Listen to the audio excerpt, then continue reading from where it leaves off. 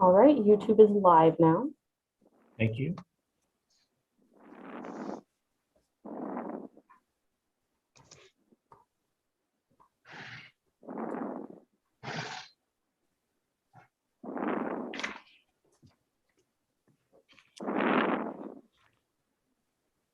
It being 6:30, Wayne, please get us up.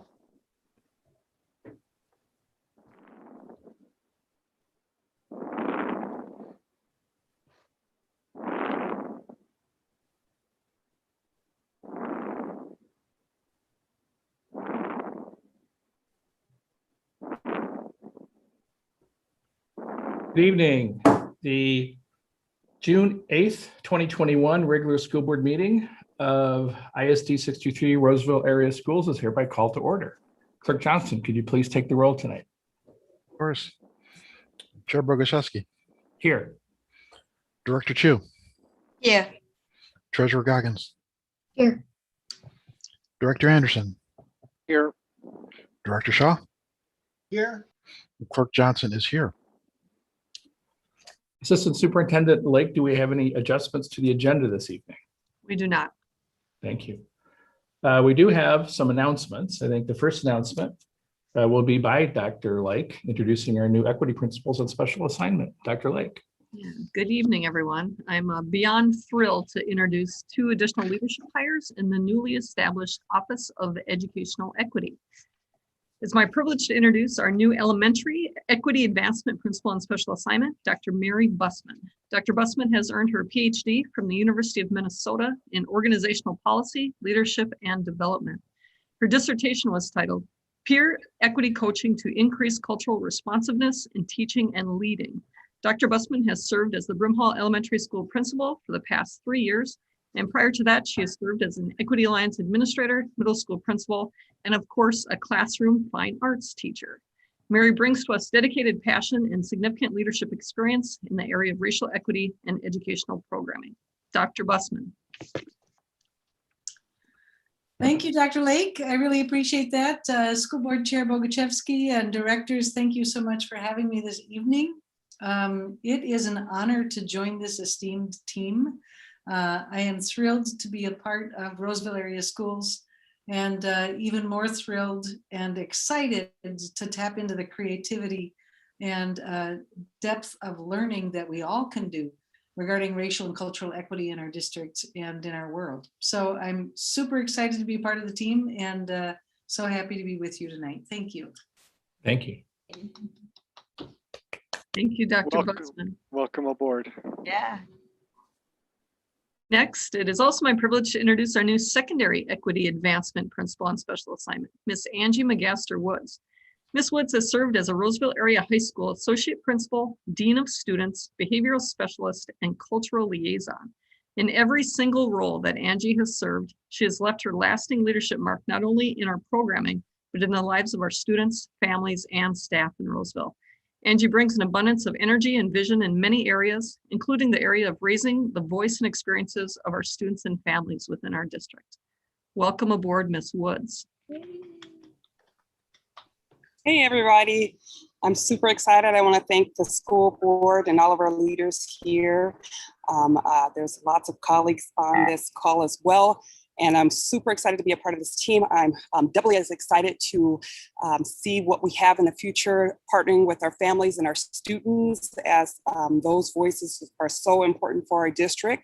And so I'm super encouraged. I think that our team with Dr. Bussman, we've known each other for a while now. And Mr. Delon, I'm just super excited just to be working in this educational equity office. So thank you for this opportunity, and let's get this work done. Yeah.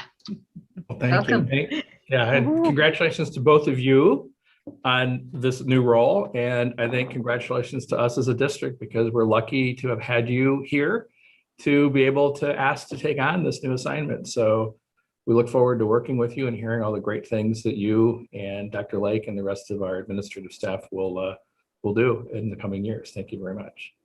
Jenny, back to you. I think there's also a second announcement you wanted to talk about relative to the learning plan, perhaps? Yeah, thank you. 2 additional announcements. One, As of Friday, our Roseville area school safe learning plan will be once again updated on the district website and will include a public comment survey that will remain open through June 20th per MDE's guidance.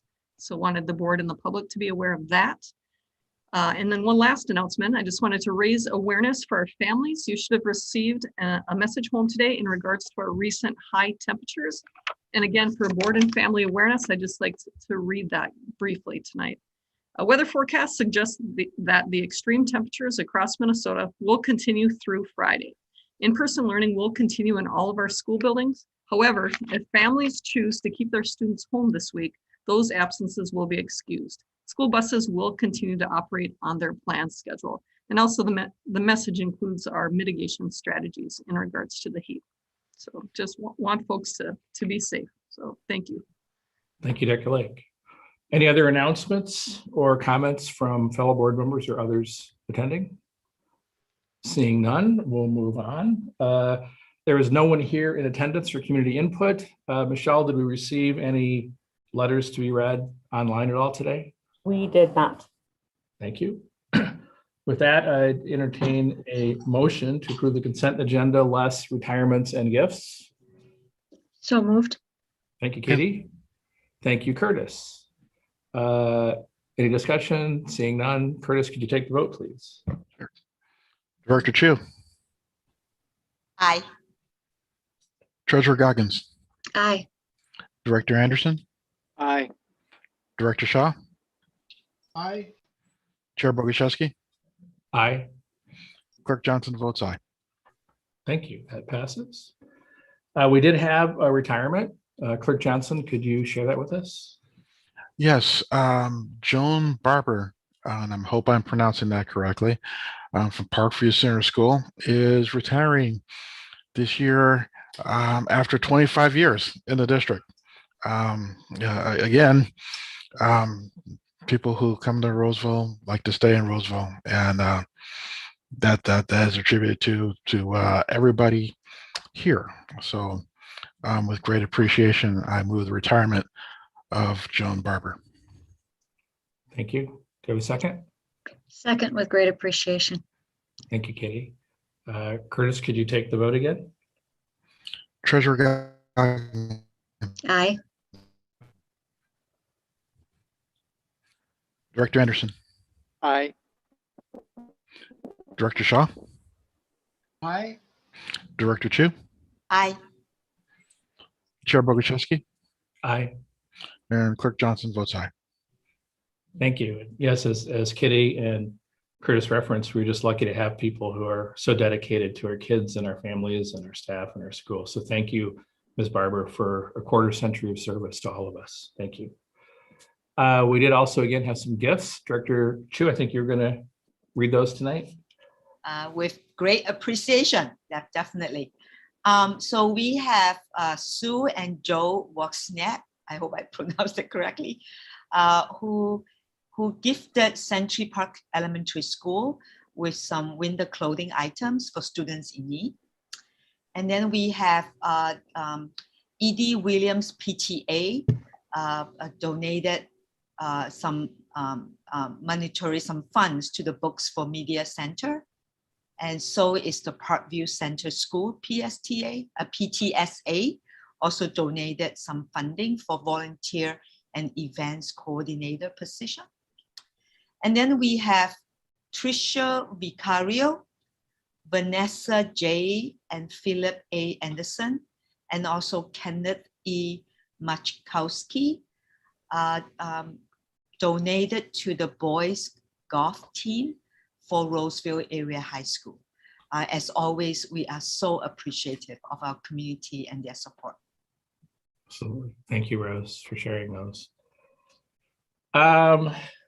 With that, we can move to reports and non-action items. And the first one looks to be the ATPPS annual report, which is being shared by, Florence Odegaard. Hello, how are you doing tonight? Oh, you may be muted. That always happens. Yeah, Hi. glad to see you. Yeah. Not to sidetrack it, I've known Flo for years, from way back when she was principal at Harambe and our daughter was there many years ago. So our daughter, whose 24th birthday was Sunday. Oh my God. Time flies. Yes. Take it away. Sorry. Yeah.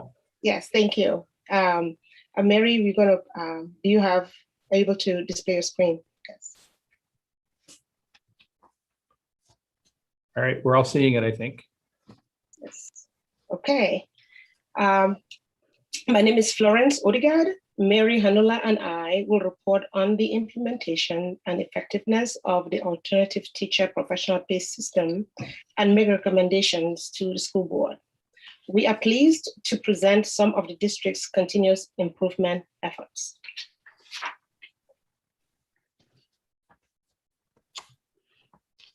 The alternative teacher professional pay system is also known as quality compensation, or QComp. It is a voluntary program that allows local districts and teachers union to work together and agree on a plan that meets the 4 components of the law.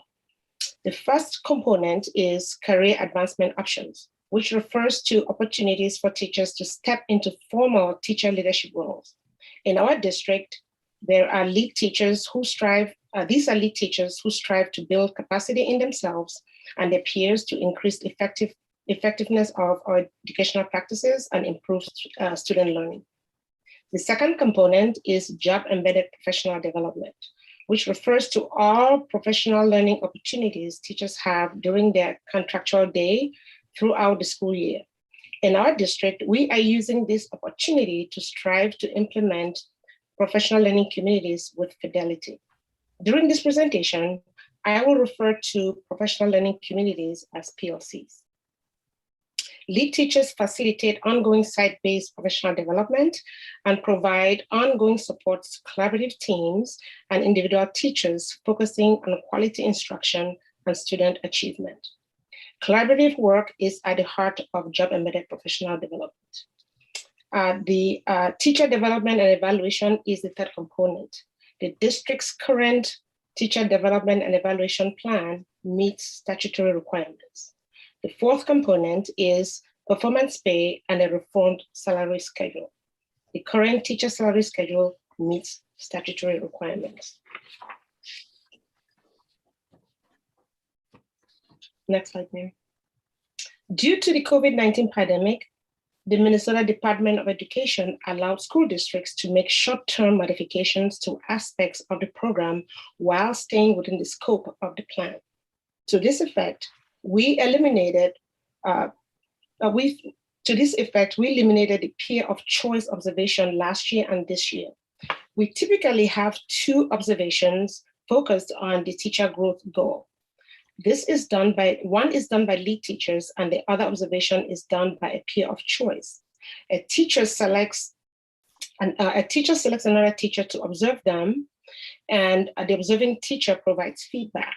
This includes a pre-observation conference, then the observation, and a post-conference is conducted. Logistically, this would have been difficult to do and very time-consuming. As I stated earlier, the fourth component of the program is performance pay and a reformed salary schedule. In the months of June, July, and August, schools conduct a comprehensive needs assessment and set site goals. And in the fall, teachers in their collaborative team set team goals, also known as student goals. Teams develop action plans to help them meet their goals and monitor progress towards goal attainment. Teachers earn variable pay when these goals are attained. As you know, there was no state testing at the end of last year, and at the beginning of this year, we were not sure standardized assessments would be administered. This impacted how goals were written. Additionally, during the school year, learning models changed, causing teacher and student movement. Some teachers were reassigned, some students had different teachers throughout the year. This posed some challenges with obtaining data. Due to all these reasons, we decided to focus on the quality of the instructional practices, paying attention to active participation in collaborative teams, implementing action steps that teachers developed, and reflecting on instructional practices. That's it. Our program focus last year and this year was on job-embedded professional development with the goal of implementing PLCs with fidelity. The professional development is provided by lead teachers. Mary, next slide. We gathered feedback to help us gauge the effectiveness of the alternative teacher professional pay system. An end-of-year survey was administered to lead teachers. A survey focusing on implementation of PLCs was administered to licensed staff. We obtained feedback from site program reviews. We looked at student outcomes.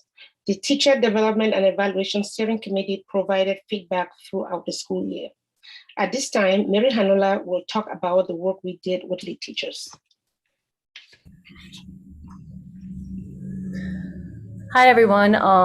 It's an honor to be here with Florence and talk about some of the work that I did with Dr. Busman and Florence that we talked about. This year with professional development, I should say personally, I've worked at Roz for 24 years, came in the same year as Jenny. I think it's 24, Jenny, maybe it's more. I'm a product of the equity training we've had in this district since 2002. I'm also a social studies teacher, a lead teacher, and a CRCT facilitator, and I am working at Roz. This past school year, as I mentioned, I've had the privilege to design and create equity-centered professional development for the lead teachers and principals with Dr. Mary Busman and Florence Odegaard. One of the things to think about with our professional development is with our lead teachers training was centered in equity coaching. So some of the things that we really focused on was, first of all, as we planned our equity coaching sessions, we really centered our training on anti-racism through courageous conversations. This work included teachers focusing on growing their own cultural competence through using various frameworks and equity-centered coaching stances. We also really connected current issues to practices and dilemmas, current practices and dilemmas, and making that connection to understand the impact of racism in curriculum, classrooms, and spaces if we're doing our own self-work as well as that larger work. We also focused on coaching practice with each other, role play, and we worked on critical incidences. So that's one part of it. The second part is that we got feedback. So we did a number of sessions, Florence, I think it was 6 sessions through the year. And as we did this, our feedback at the end of the year from the lead teachers included the following. There was a strong indication to really continue our work in equity in all we do, in centering equity in all we do, and centering that in anti-racist work. This included continuing lead teacher practice and coaching staff through an equity lens, practicing the equity coaching role play, connecting equity to current dilemmas of practice, and understanding that in order to change our practice, we have to truly center our students and our families in that equity coaching requires that self-work in order to build that deeper capacity, deeper relationships across the district, and building capacity across the district to continue this work. So that was some of the feedback that we got from our lead teachers as well. And this goes back to Florence. Yes, thank you. As I said earlier, we administered a survey to all of our licensed staff. We asked teachers to report on the support they received from lead teachers. At some sites, PLC coaches also supported teachers in the PLC implementation. As you can see with those percentages, a high percentage of teachers agreed that lead teachers supported and guided them in improving the collaborative team process and supporting them when they needed assistance. Lead teachers supported them in identifying power standards and developing common formative assessments and grading criteria. We can see that the list percentages is 82 and the high being 90. So it really showed that we value our lead teachers. So that's like Mary. I also want to note that the percentages on your screen represent the teachers who agreed or strongly agreed to the statements. So 78% of teachers agree that the lead teacher guided and supported them in using data analysis protocols. We have spent a lot of time this school year working on fine-tuning data analysis protocols. This will be an area of focus for next year. 81% of teachers agreed that lead teachers help with navigating data and that led to culturally responsive instruction and provided resources on evidence-based instructional practices. We also asked teachers to report on the support they received from their administrators. Overall, the percentage of teachers who agreed to the statements we posed is lower than for lead teachers. 88% agreed that the administrator had high expectations for them. With regard to administrators supporting teams in developing and monitoring goals, we have 73% of staff agreeing. While 72% of staff agreed that the administrator provided guidance or supports for identifying power standards and incorporating the Equity Compass. The Equity Compass is a framework we use to guide instruction. It has four components. The first one being equity pedagogy, second one, culturally responsive content. The third is collective knowledge creation, and the fourth is social justice orientation.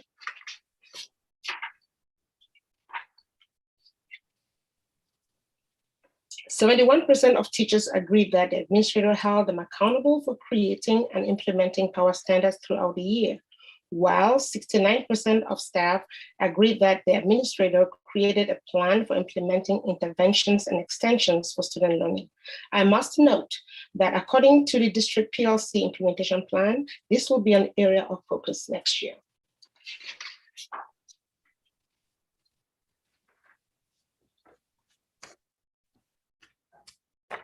When we ask teachers to report on the impact of PLC processes, as you can see, a high percentage of staff reported that PLC processes of identifying students' outcome and participating in collaborative team and PLC training positively impacted their professional growth and student outcomes. Those numbers are high, 97, 89, 95.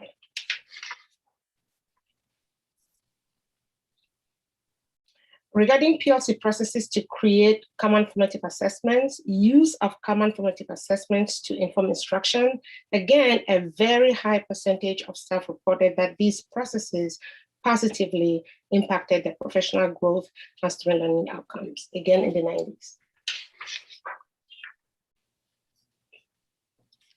In addition to quantitative data, we also gathered qualitative data.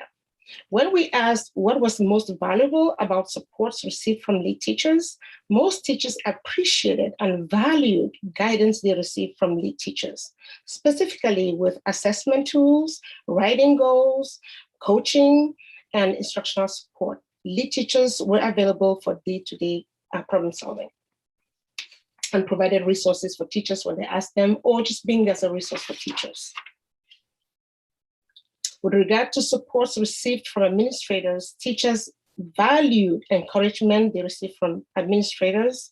They also appreciated the PLC structures that were put in place, and they really liked the fact that principals have high expectations for them.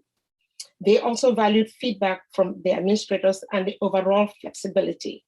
It was a difficult year. The administrators were flexible. Teachers appreciated that. And that came out loud and clear in the information we gathered.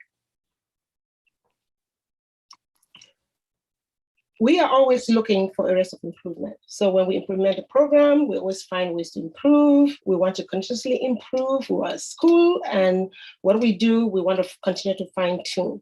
So based on the site program reviews and surveys, teachers want more time dedicated to PLC activities and processes such as examining student work, assessment, interventions, and extensions. So this is not a surprise, because the district had a 3-year plan to implement PLCs. It's complicated, it's nuanced, and we really need time so that we really make sure we're implementing it with fidelity.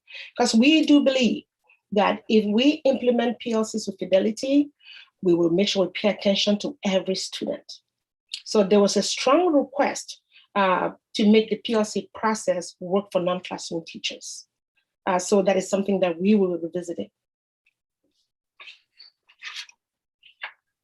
Some staff are requesting more administrator contact during collaborative teams. Meetings. We know there's one administrator, and so sometimes we just need to talk about how we make sure that the administrator is present when the teams need them. So that's something that we're going to be working with internally. And again, it was loud and clear the need to continue to focus on culturally responsive teaching practices. And again, every time people want more time, there are a handful of people who say there's too much, we have too many meetings. So we just need to really find a balance as we continue to do this work. To gauge the effectiveness of the HPPS or Alternative Teacher Professional Pay System, we looked at team goal attainment. Collaborative teams set student goals, create action steps to help them attain the goals, and monitor progress throughout the year. As you can see, 74% of teachers met their team goal. This is lower than the previous years. However, I must note that given everything that has happened this year, I believe teachers work very hard and we can only improve from here. I also want to add that this, the data on team goal attainment does not include Harambee because of the year-round schedule.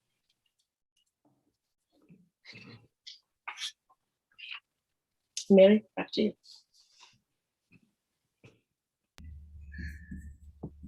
Yes, sorry, I'm driving the PowerPoint, so it's back and forth for me.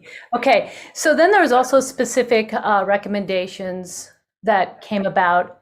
First of all, having to do with staff to lead teachers and administration, in this case, lead teachers. Continue supporting lead teachers. So continue professional development for lead teachers and administration that is steeped in equity and culturally responsive teaching. To continue to align equity work district-wide, so it supports all staff in order to put our students and our families in the middle of learning. So one of the things Florence talked about, like how do we make sure our non-classroom teachers are getting the same support in their spaces? To continue to also to provide district level resources to support professional learning community implementation. And then again, to revisit collaborative team structure and expectations, differentiating for our non-classroom teachers so they can continue to grow. So we have this concept of differentiating practice in all spaces at ROS, for example, for social workers, counselors, support staff.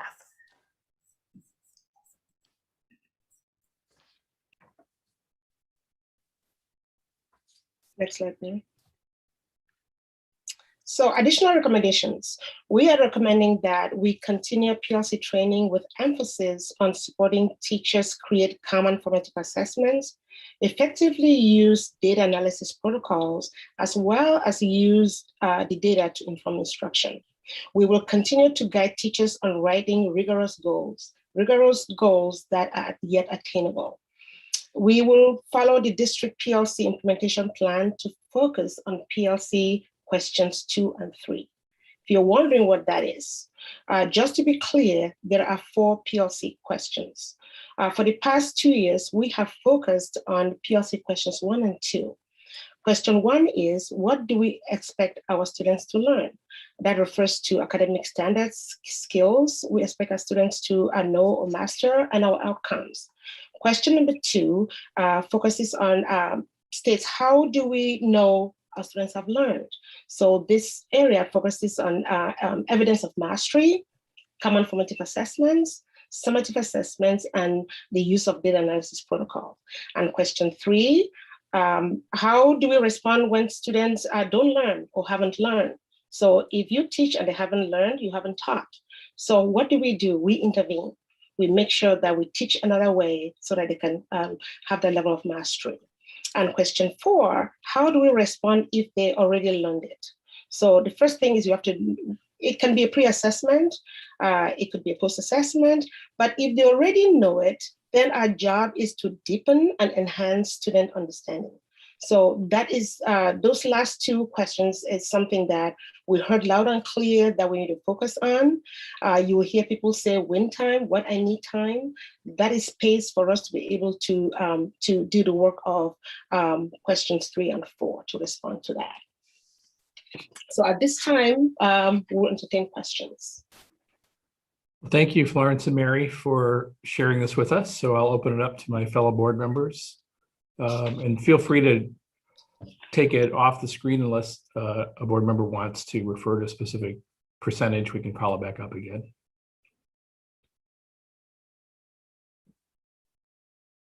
Any questions? Curtis. Hi there. First of all, thank you for the presentation. I guess my main question is there anything that you've learned during this year that you, specifically this year, because things were so odd, that you want to take forward?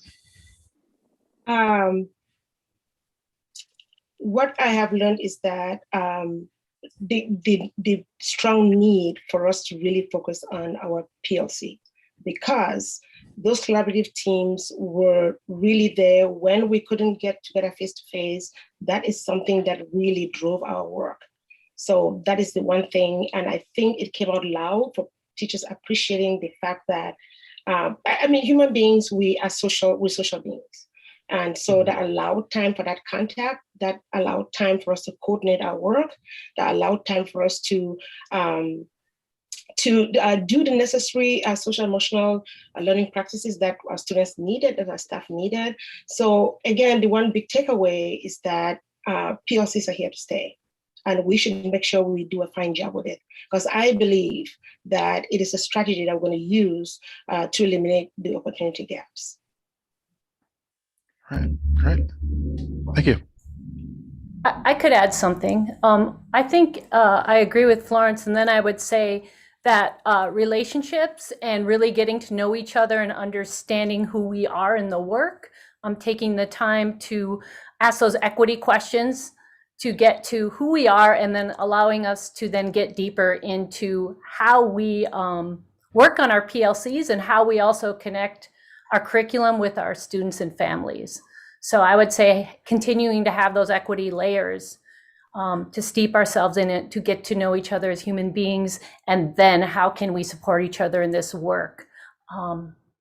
Yeah, that would be my biggest piece. Katie, you had a question or comment? Yeah, I was just it's kind of a question and comment mixed in. In looking at your numbers, it looks like the teachers felt very supported by the lead teachers and administrations, despite the fact that we had a pandemic going on and some really different processes, I would imagine, in terms of how the support was offered. And I was wondering if you could just comment on how that, how the support was offered this year in a different way to still be able to achieve the kind of results that occurred in terms of people feeling supported. What I think that the relational piece again was really important, and we decided to do things a different way.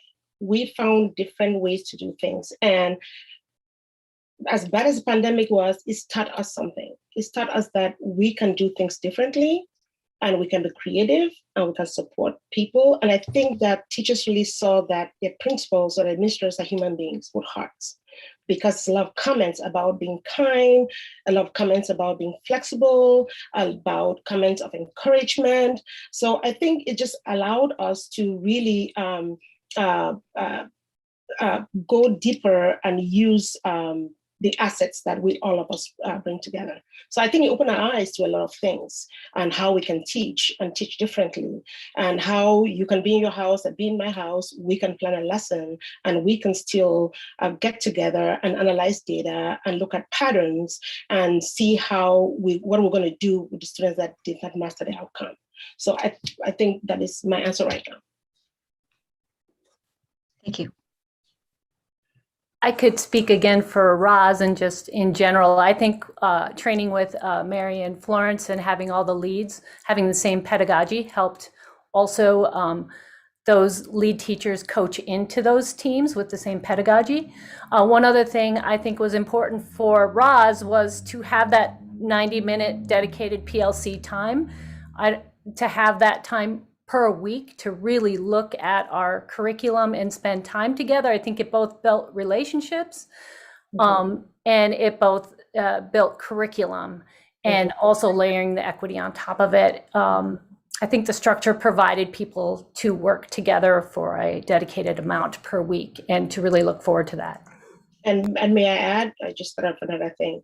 I think when something happens that we're not prepared for, vulnerabilities show up. And when we allow to be vulnerable in front of our peers and feel comfortable with it, we grow. So that is one thing that I really took out of that. One day you're teaching, the next day you're going to a distance learning. I mean, it was just, kudos to the team. It was hard work. Any other questions or thoughts? Rose. Yeah, I just thank you for the presentation. Thank you for the work. I was smiling the whole time because I was a former teacher, did a lot of coaching. I'm like, yeah, right. This is really retention and leadership strategy too. I think when teachers feel like they are thriving, right, they are relating to each other and working together, is really, then they want to stay. They want to keep working and keep improving their practice. My question is, I think you mentioned over 550 district teachers participated. So remind me, like, what percent is that of everybody in the district that are possible? Where is Lisa? I know that when I do the percentages, I have to go in and count all the teachers. Yeah. And all the teachers that participate in the program, I don't think I included Harambe. That was about 555. Okay. So Lisa will have to help me about the total that we have. But in response to the survey, we had 400 teachers that responded to the survey. So I can't tell you the exact number because I'm going to mess it up. So I'm not going to even try. So is there efforts to maybe try to encourage even more teachers to be part of the program? Oh no, all teachers at all our schools participate in the program. Yeah. So we all voted it's voluntary. We all voted to participate in the programs. Yes, so everybody. But for the survey, what we do is we set time during, I think it was May 28th, where we give time for teachers to respond to the survey. We want a high participation, so we carve out time for them to respond. Got it. And respond to it. And then it was open till today. When I looked today, it was 400. So yeah, we try. I can help answer the question. I think Rose, you asked how many teachers that we have, licensed staff that we have. When I last did the staff diversity report, was 561. Yeah. Okay. Okay. So we're close. Thank you. But also know that even when I report on the 500 something, sometimes long-term subs come in, and for this program, a teacher has to be with us for at least half the school year to be eligible for variable pay. So that is how we wrote the plan. Thank you. Other questions? I was going to add that what we do with all this data is that we're going to disaggregate it by school and send it to the schools so they can use that for continuous improvement as we're about to start writing our school improvement plans. So this is one source of data that they will use to inform that plan. Thank you. Are there any final questions or thoughts? Looks like we're okay. Thank you again, both Mary and Florence, for, again, a thorough report to us to let us know what's going on and how we're succeeding. I think that, one thing that struck me again that is just so presumed, I think, in our district is how equity is at the heart of this program also. And equity training, is embedded in professional development. It's something that I think it's so natural with you all and us all in this district. And that's not true in many districts, I fear. So again, just something to note, I think, as we move ahead. So thank you very much for your presentation to us tonight and answering our questions. Yeah, thank you. Thank you. Very much. With that, we'll move to our first action item, which is a placement on unrequested leave that will be introduced by our Director of Human Resources, Lisa Chang. Lisa. Hey, thank you guys. Thanks for having me on here. I was here 2 weeks ago to propose a placement on unrequested leave. Now I'm asking for final approval for a placement on unrequested leave for Sylvia Vasquez. And so the resolution shall also be read in full as well. I believe you have that material. Thank you. Any questions about this for Lisa? And Curtis, I think as clerk, we'd ask you again to read the resolution if you do have a copy. So before that, which then serves also as a motion, any questions for Lisa about this? Seeing none, Curtis, if you'd like to go ahead. Okay, half moment. Yep.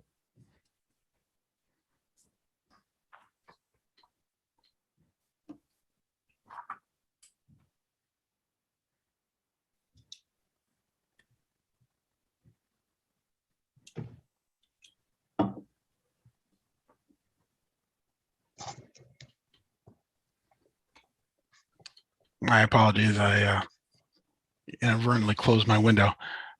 Got it.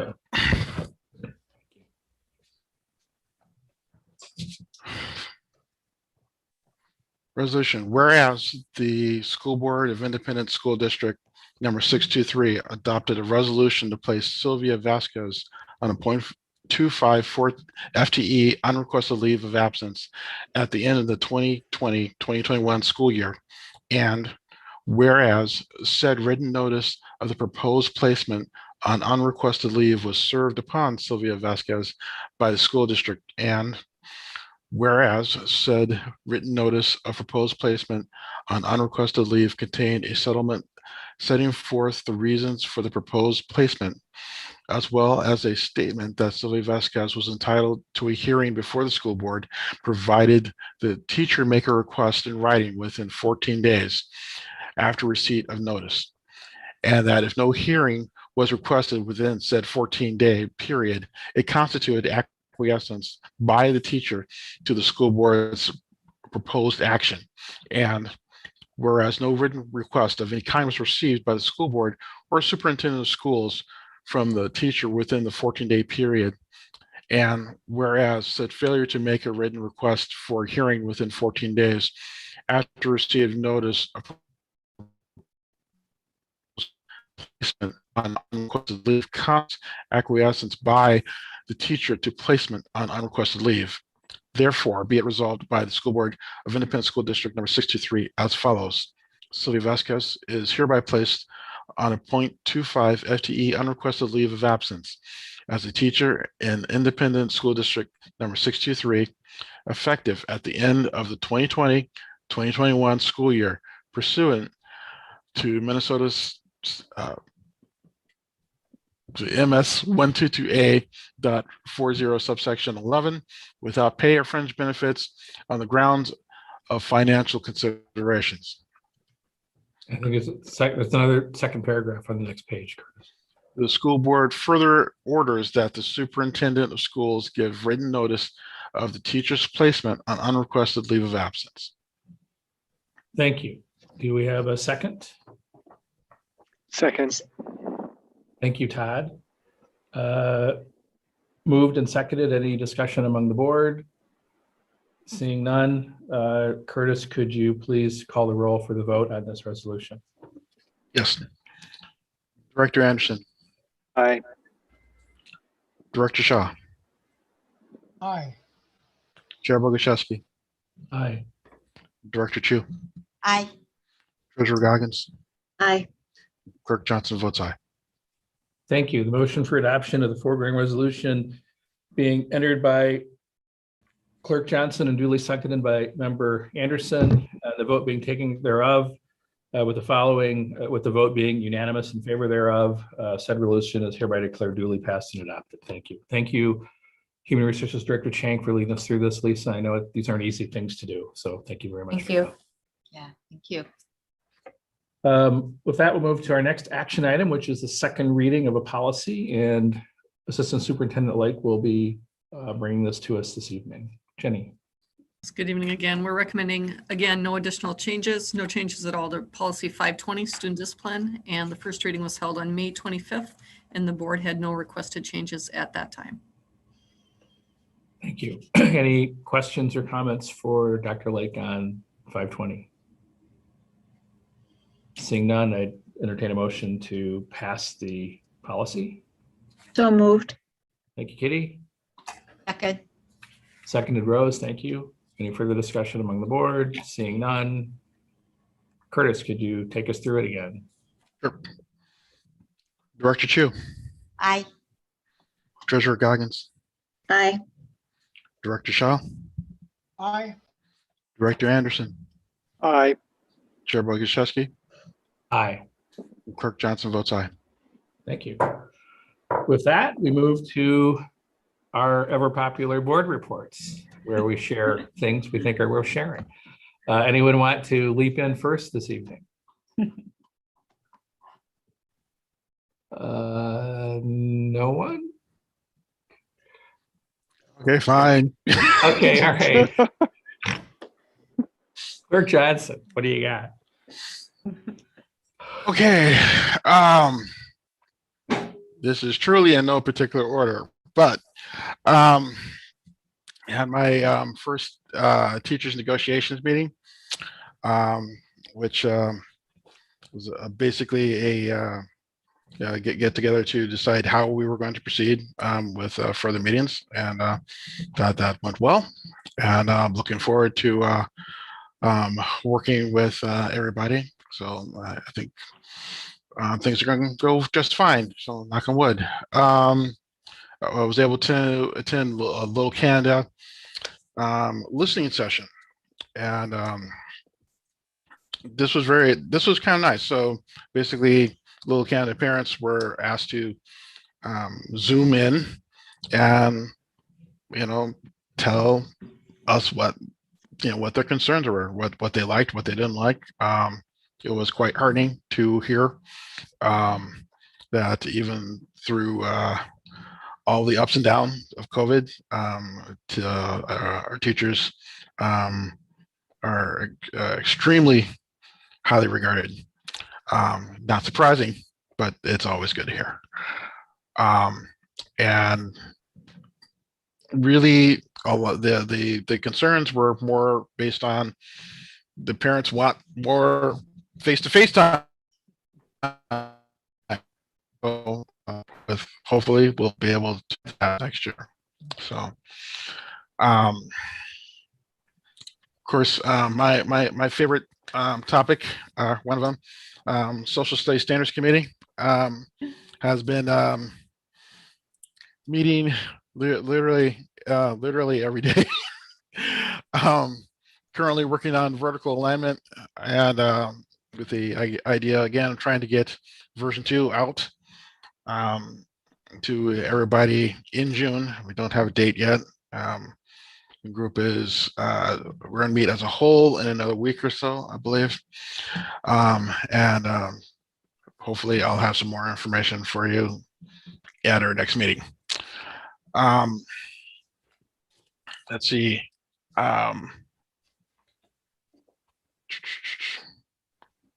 Okay, AMSD. Okay. Have an AMSD meeting set for our legislative AMSD meeting coming up this week, and a lot of what we're going to be talking about is the current deadlock in the between the Minnesota House and Minnesota Senate about the education bill. Even though a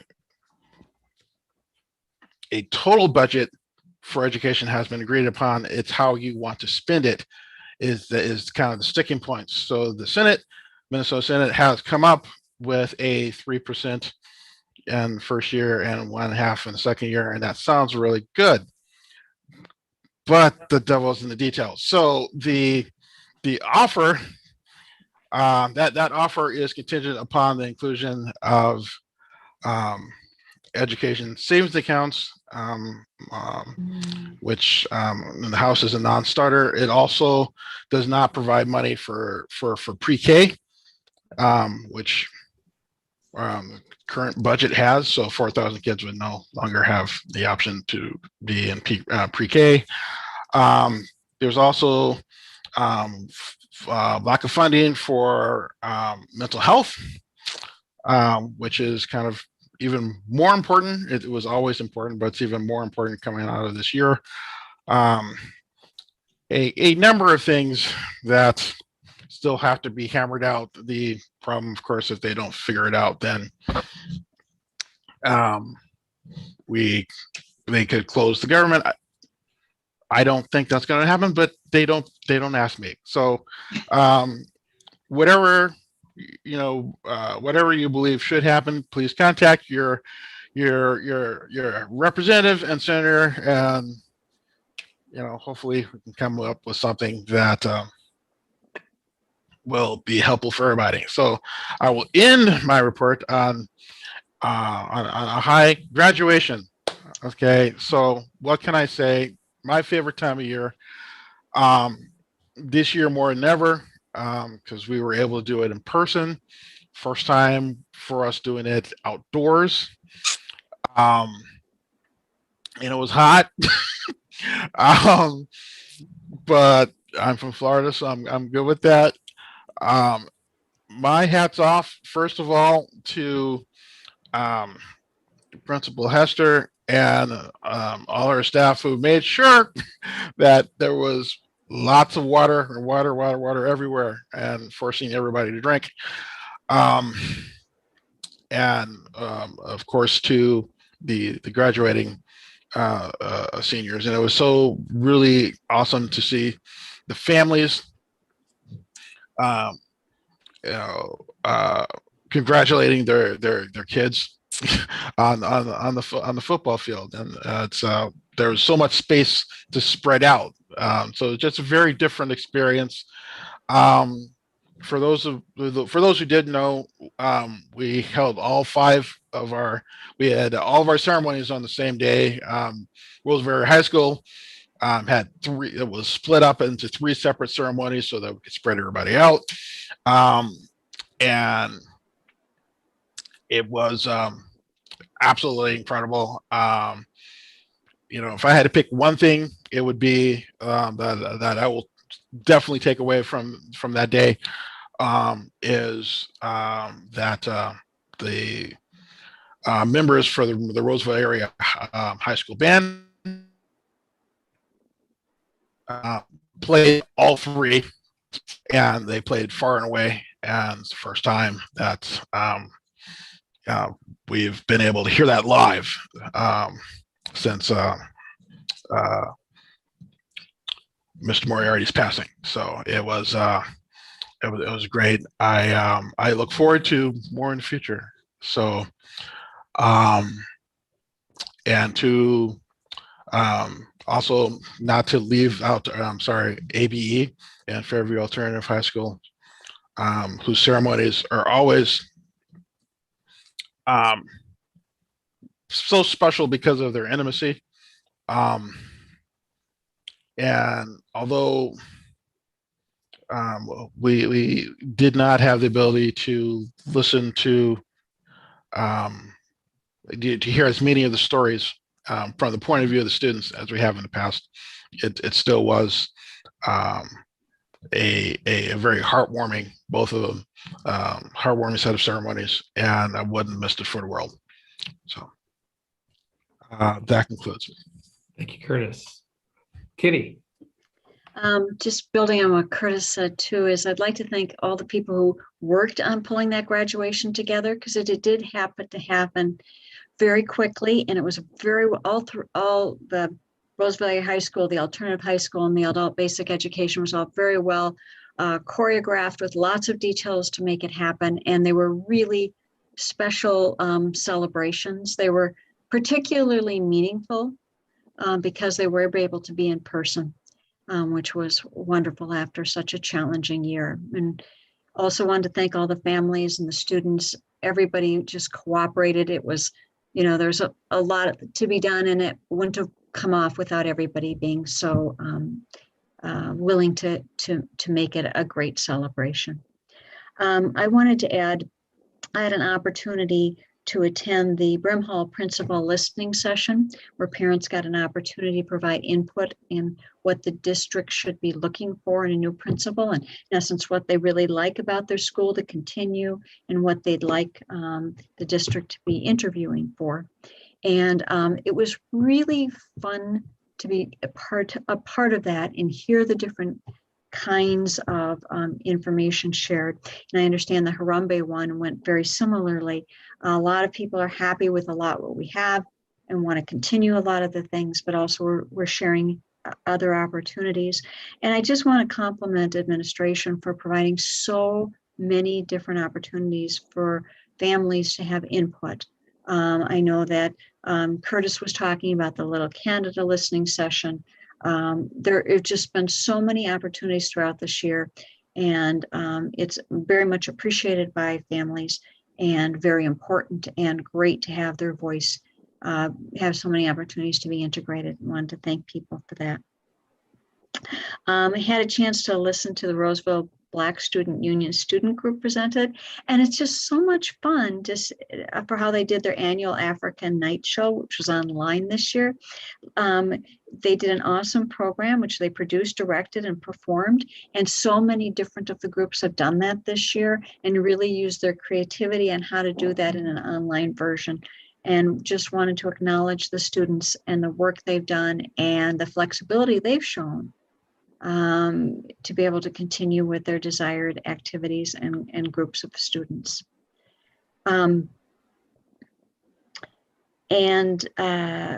Congratulations to the girls track and field for being the conference champs.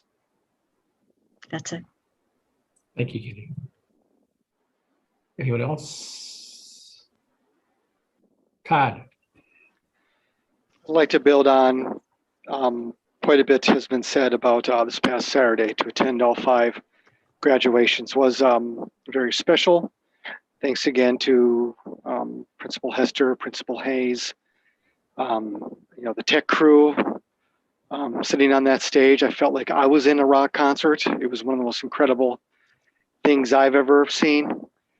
And of a personal note, when I'm up there, as a school board member, it's even more meaningful when I have a chance to wear my parental hat and a chance to see my daughter walk across the stage is something that's important for me to mention.